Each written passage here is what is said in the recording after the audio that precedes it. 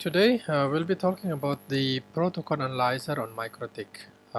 This webinar is presented by GLC, and then the agenda for today is we do the introductions, at least for those who are new to Mikrotik. Sorry, you'll get a benefit from this introduction. So we always do introduction in our webinar. After that, we discuss about protocol suite, okay, and then talk about the protocol analyzer itself, and then the Mikrotik protocol analyzer, okay, and then some screenshot for demo, and then if you have any questions, and then feel free to ask. Okay, so what is GLC? GLC is Garda Lintas Cakrawala. We are based in Bandung in Indonesia. Our focus area are training and IT consulting. We are Mikrotik certified training partner, consultant, distributor. And then about the webinar itself, we start the webinar since 2010. Our first webinar was in January 2010, and then at that time we were discussing Solaris operating system. So we do this webinar as an event for sharing sharing experience about many topics: Linux, networking, wireless, database programming. So basically any topics can be used as a webinar topics, okay. Regular schedule every 2 weeks, irregular schedules as needed. Okay, if you want to check the schedules, just go to our website and then go to schedule. So if you want to be a presenter, okay, you are feel free. Just feel free if you want to do if you want to be a presenter, okay. So you don't need to be an expert because this is just a forum for sharing knowledge, experiences, and then information. Okay. Next, about myself, my name is Achmad Mardiansyah. You can just call me Achmad. Okay. I'm based here in Bandung. I'm a Linux user since 1999. I use Mikrotik since 2007. Certified trainer for many Mikrotik training. I'm a Mikrotik certified consultant, telco engineer. Previously was working as telco engineer, sysadmin, PHP programmer, lecturer. If you want to meet me in personal, professional network, just go to my LinkedIn. Just type my name there, Achmad Mardiansyah, and then there you go. You can open my LinkedIn page. Yeah. About yourself, I think we already know. Most of you are from Indonesia. Okay, some of the attendees here are not. Okay, welcome to our webinar. If you come here for the first time, I hope you enjoy our webinar. Okay. This webinar is recorded. Just open our YouTube channel, and then you can see previous webinar. About the Mikrotik itself, Mikrotik is a name of a company. It's a brand. It's a program. For example, Mikrotik Academy. The headquarters is in Riga. Riga is in Latvia. Latvia is in Europe. Europe is there. Okay, we are here in Indonesia, so it's quite far to travel there. Yeah. If you want to go there by flight, maybe it takes more than 10 hours. Not maybe, yeah, definitely, yeah, 10 hours, more than 10 hours. But maybe you have to also do some transit, so it's gonna be more than that. About the Mikrotik itself, they produce RouterOS and router board. So RouterOS is the OS specialized for networking. Website is www.mikrotik.com, and then you can download the software for the router board. The router board is the hardware. inside the router board is the RouterOS. For websites is www.routerboard.com. Okay. And then about Mikrotik OS, if you want to know, if you are wondering how what Mikrotik can do, you can just go to mikrotik.com. There is a file, what is RouterOS. Inside there, there is introduction about the features of Mikrotik. Okay, Mikrotik RouterOS. So, and I think Mikrotik OS, since it was started, developed since 1999, and then today is 2017, so it has been more than 20 years of developing the same product. So the same product is quite mature, and then lots of features, and then you can just use it. Okay, it's very easy in my opinion. Okay, you just try to use it. Okay, for information about the product itself, what are the Mikrotik products, you can just download the product catalog. Okay, if some products are new, they're not in the product catalog, and then you can just download the newsletter. Okay, about the training and certification, you know, because there are many, because Mikrotik devices has been used extensively in many areas, in many places. So there is a need to make sure that somebody has a proper knowledge of using Mikrotik. Okay, Indonesia is one of the country where Mikrotik is very famous. Okay, start here. You have to take the MTCNA. After MTCNA, you will learn the basic of Mikrotik, and then MTCRE. Okay, RE means routing engineer. And then you can take a specialization for wireless engineer, WE, and then TCE is traffic control engineer, UME means user manager engineer, or you can take IPv6E course. After finishing MTCRE, the routing engineer, you can take MTCINE, that means the internet networking engineer. Okay. Now we'll talk about the protocol suites. Okay, so as we know, most of us are from are network engineer, yes. So in networking, we always talk about layers. So why is it layers? Actually, when we talk about layers, layers is an implementation of software. Okay, it's an abstract implementation of a concept. Okay, so in the reality, we don't. It's just a concept. Okay, layers. So here we have 7 layers. Layer 7, 6, 5, 4, 3, 2, 1. Okay, those are the layers. So inside the layers we have protocol. So protocol is set of rules for communication. So available on each layer. So basically, if you want to learn learn the networking, you always learn about the things about the layer here. Okay, application layer, presentation layer. So every layer has its own function.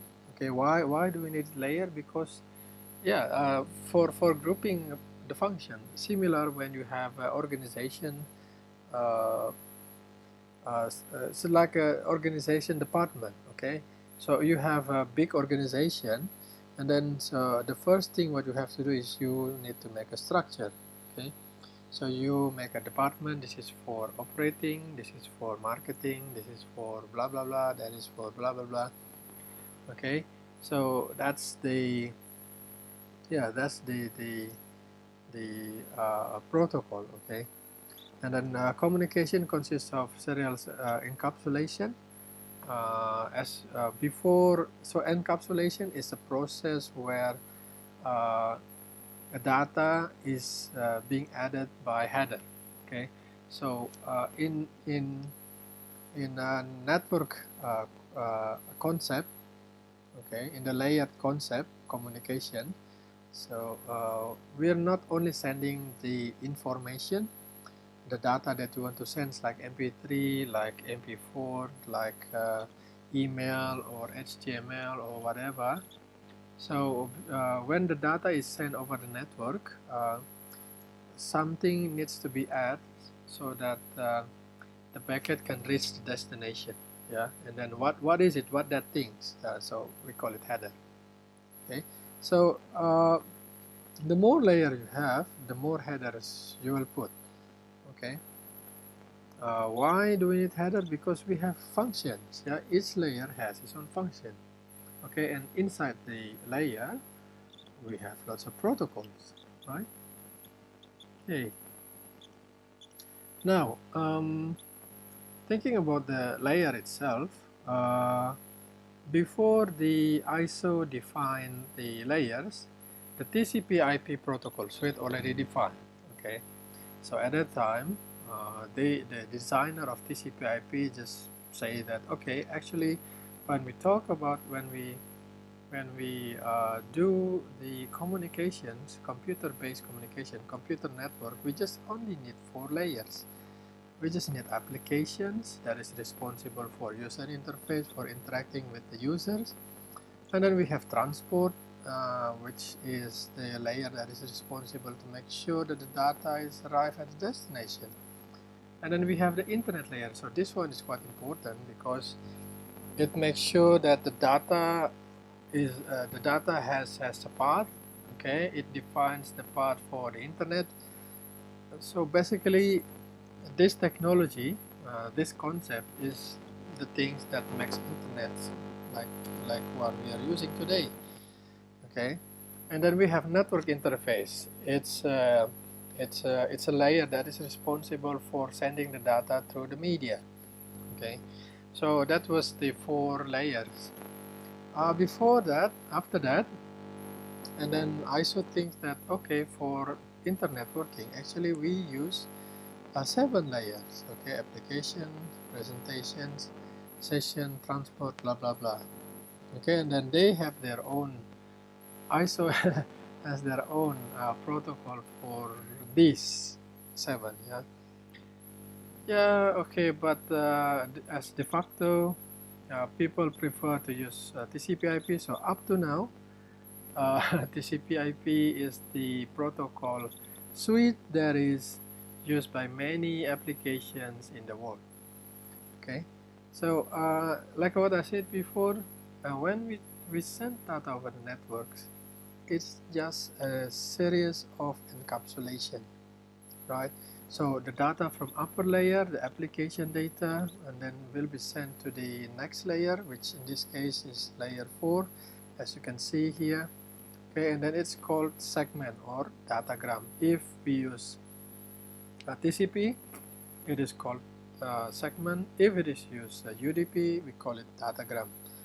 After that, we add more header in front of the TCP one. That as you can see here, application, TCP, and then IP header, and then 3 of them is called packets. Okay, and then we add another header again, and then in this case, in layer 2, we call it layer 2. It's called frame. Okay, so segment, packet, and frame. Okay, so if I say, is there any packet inside a frame? Yes. Is there any frame inside a packet? No, it's not. Okay, so that's the sequence. That is the sequence of encapsulation. Okay, the next is these are some example of header. How the header looks like? Well, it looks like this. Okay, so these pictures I took from Wikipedia, still valid up to now. Okay, so this is layer 4 headers. On top, what is it? It's the TCP, okay, transmission control protocol, and then the below is the UDP, user datagram protocol. So it's much more simpler, less complex compared to the TCP. TCP is complex here because it has many functions. It has sequence number, acknowledgement number, it has flags which shows the state of the connections.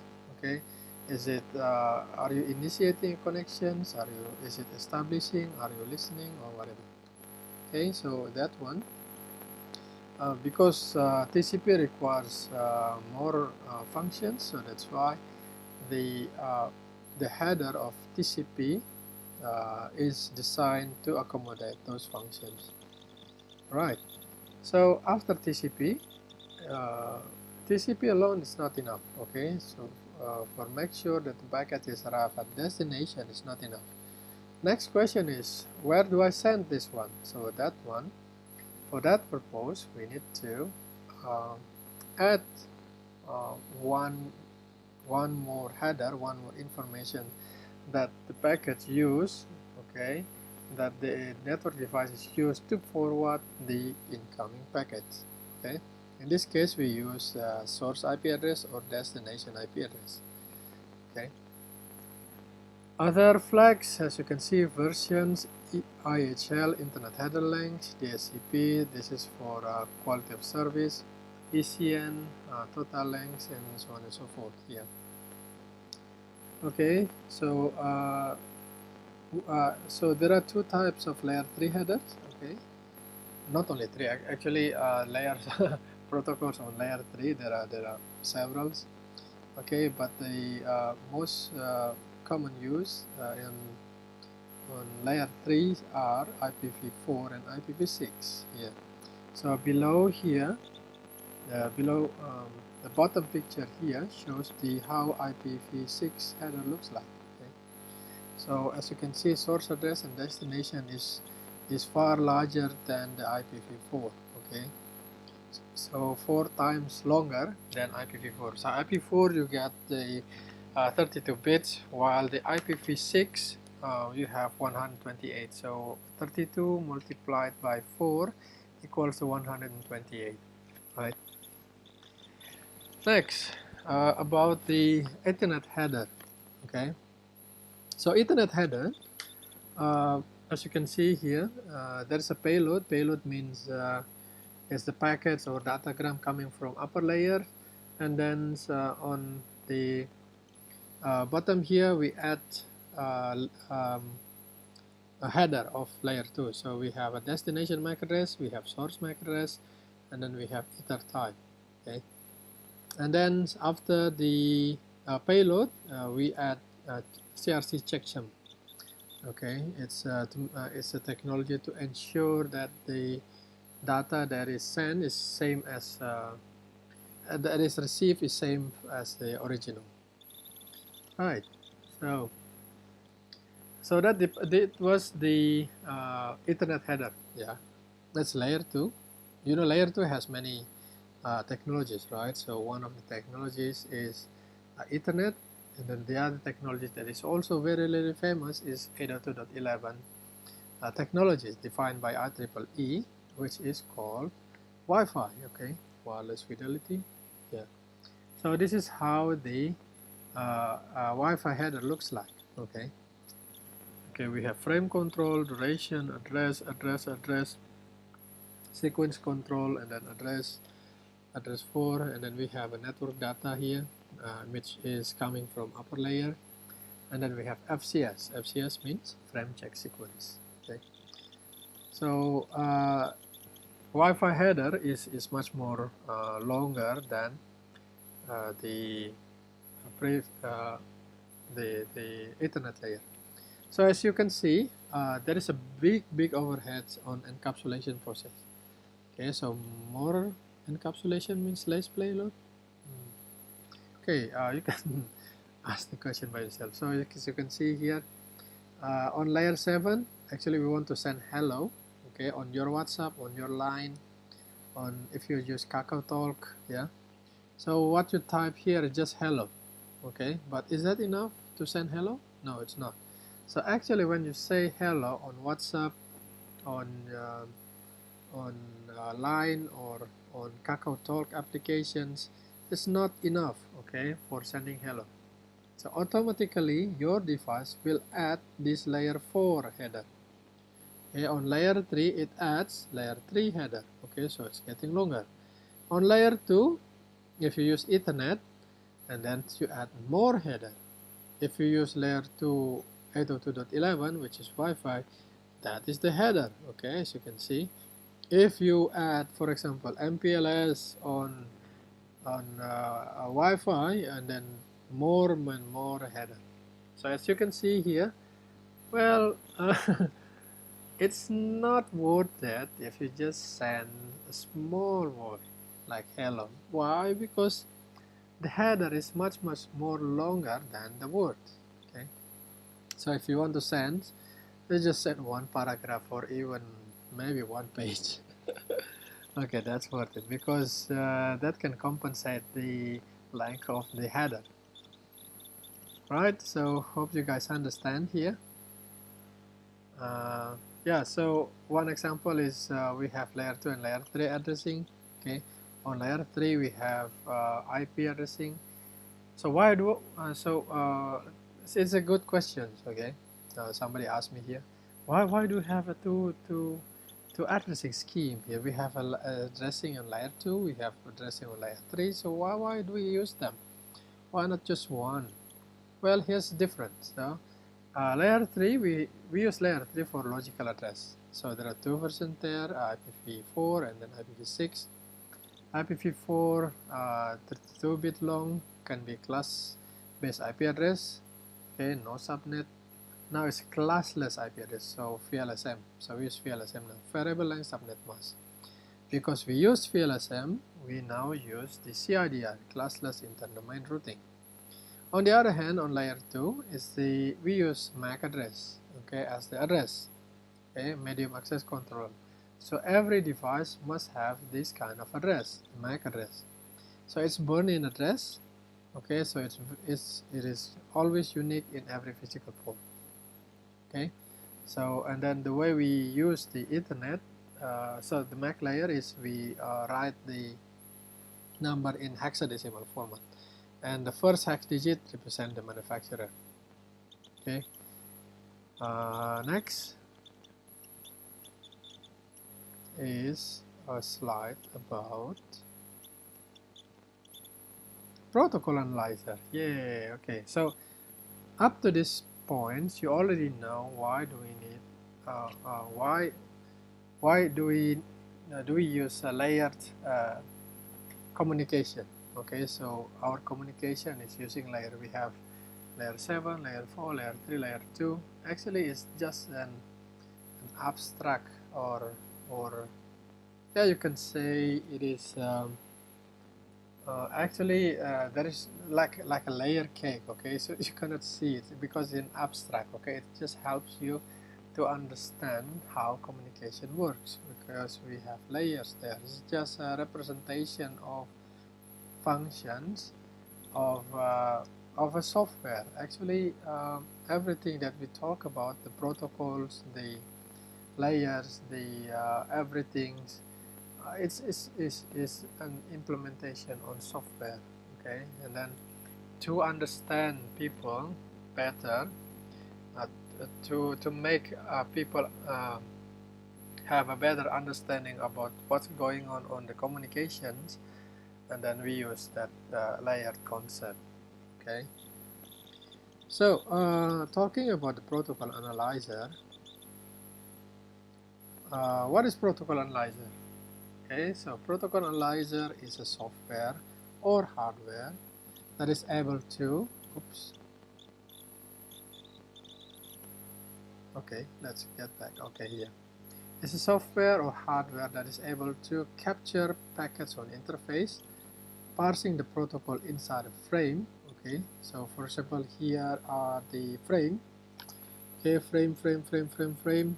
As you can see on the screen catcher here, those are an example of protocol analyzer software. Okay, so we can do so the software can do parsing the protocol inside a frame. So what they are capturing is the frame. Okay, so protocol analyzer is software that captures frame. Remember, okay, frame. So we capture one frame and then we parse. So what's inside the frame? Okay, so that means we can see the packets, we can see the datagram, we can see the the segment. Yes, we can do that, yeah, using this software. Next is we can do analytical stuff in ProtoAnalyzer and then display the results on an output device. Some examples of ProtoAnalyzers are Wireshark, or this one is really de facto software for ProtoAnalyzer.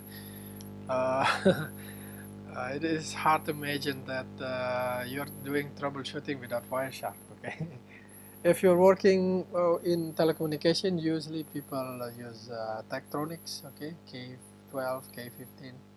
It's a hardware where you can use that hardware to put on the main distribution frame, and then you tap on the wire, and then you can analyze the frame that is moving inside the cable. Yeah, so that's the ProtoAnalyzer. Okay, so okay, you already know what the ProtoAnalyzer is, right? Next is, why do we use ProtoAnalyzer? Number one reason is troubleshooting. Okay, troubleshooting. What else? What else the reason to use this ProtoAnalyzer? We can do it for testing. Okay, we can use ProtoAnalyzer for testing our software. Is it really sending the packets or not? Okay, is the packet sequence is correct or not? Are they sending bits number 4 is really correct or not? So that's the ProtoAnalyzer. Okay, and then another reason is for learning purpose. Okay, so we just use ProtoAnalyzer for learning. Okay, for understanding what's going on, what is really going on in the network. Right, so about the ProtoAnalyzer and Mikrotik. Mikrotik has built-in ProtoAnalyzer. So inside the Mikrotik, you can use tools sniffer. Okay, so this is sniffer looks like. Okay, so you open /tool sniffer, and then you set up here the memory limit, so maximum limit that the sniffer can use, and then you define the file name. Okay, for example, this one is capture 1, and then you define file limits, for example 2000 kilobytes, so it means that 2 megabyte, and then after that you click apply, and then click start here. Start means the sniffer will be running. If it is running, and then you can see at the bottom left here, okay, the status is running. So what happens when the 2 megabytes already reach? Well, it will delete the previous lines of the capture. Okay, so it's always recycled. Yeah, so the files always recycle again and again and again. Okay, so at least we already defined here that we use a maximum of 2 megabyte file size for storing the capture. Next, after we run the sniffer, and then on file list you can see a file name here, capture, and then you can do right click and then download the file. So it's pretty easy, not that hard. Okay, so it's I use sniffer here usually for troubleshooting. Yeah, so whenever, oh, I don't receive this one, I don't receive the message. The message is not arrived here. Okay, so with ProtoAnalyzer, with sniffer, when you activate that, well, you can that proof can support your argument that okay, for example, we have problem in the network, that the packet is not going through, there must be some limitation or controlled access on, for for example on router, on firewall, okay, somebody blocks our connection and so on and so forth. Okay, so on sniffer tool itself, there is a sub menu here where you can see packets, okay, statistics of packets, hosts, and then protocol. So for example, it can answer questions, what are the protocol that is mainly used here in our network, okay, and then what is which address, which IP address that consume rate, okay, so currently who is taking the most bandwidth here. So you can use ProtoAnalyzer for answering their questions. All right. Next slide is about the streaming. Okay, so it means that the sniffer file can be used for doing streaming. Okay, so when you activate this one, streaming enabled, that means you can you will so Mikrotik will take the will do capture of the traffic on particular interface, and then lively stream those traffics to a destination. And then here we define the server. Okay, if we click filter, and then not all traffic will be sent to the destination. And on tab filter itself, we can be more specific about our filter. So we can do filters on particular interface. In this case is ether 1. For example, we just want to filter only display MAC address, certain MAC address only, or certain MAC protocol. Okay, and then we want to filter, for example, in this case is the IP address. Okay, so I just want to display traffic that is related to this IP address only. Okay, otherwise the traffic will be the capture file will be very big, and then that is not good. And then we can do filter based on port or based on direction. Right, so next is about the torch tool. Okay, so torch is a tool where you can apply, you can check inside the for example, it looks like a sniffer. Okay, so we have done a sniffer before. You already see the screenshot. Torch also a little bit similar in my opinion. So I think it's quite maybe some of the engine are from the engine, or features is taken from that one. Okay, so it's like a small, it's a subset of I can say a torch is a subset of packet sniffer. Okay, packet capture. So here you can see you can running torch on particular interface. In this case is ether 1, that's modem, and then we can collect source address, destination address, IPv6 or either IPv4. You can activate MAC protocol, DSCP, blah blah blah. And then on the right side, so we do filter. Okay, source address is blah blah blah, and then define all, protocol any, port any, VLAN ID any, and then so on and so forth. And then what we are displaying here on torch is the source address only. Okay, as you can see here, source address. And then, okay, so what's the benefit of using this torch? Well, you can see here TX rate. Okay, we can click the header here, as you can see, so that we know that which IP address consume the most bandwidth. Here in this case is 114.121.239.244. Okay, so that's the IP address. Right, so that was torch. Okay, so I use torch a lot, and sometimes use Wireshark, like you can see here. Okay, so we can open captured files capture files on Wireshark. Okay, on Wireshark you can see you can parse the file itself. Okay, and then actually there is a topic, there is a training, a special training of how to use Wireshark. It's very specialized training. Okay, yeah, because if for normal use for Wireshark, I mean beginner skill is just okay. Okay, for checking the Wireshark. Okay. Oh, okay, this one is already sent the message, and then that one, okay, you already received the message, you already replied the request in the right way. Okay, so that one is enough.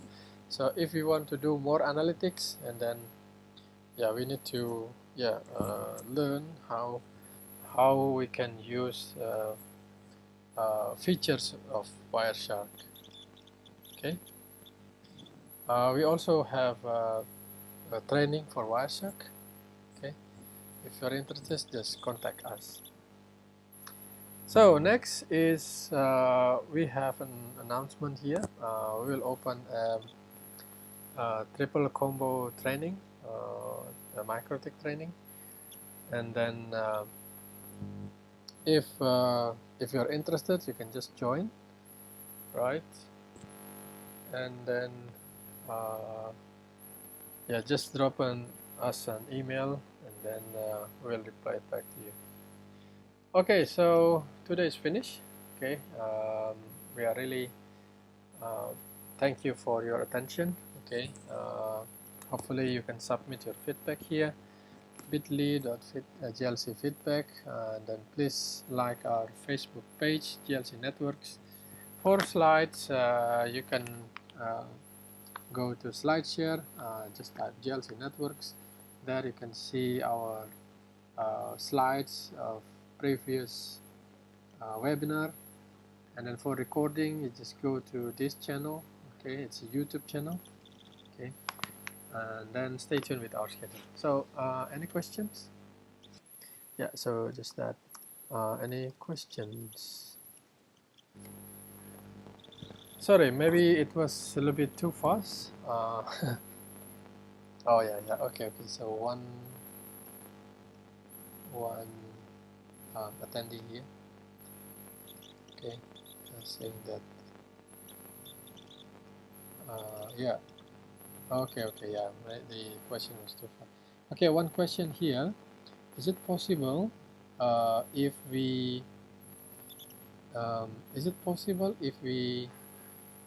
use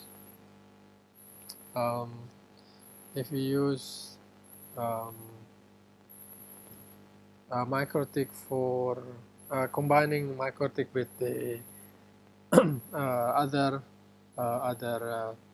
what is it here? Other appliance? Yes, it is possible. So that's why in Mikrotik there is a feature named streaming.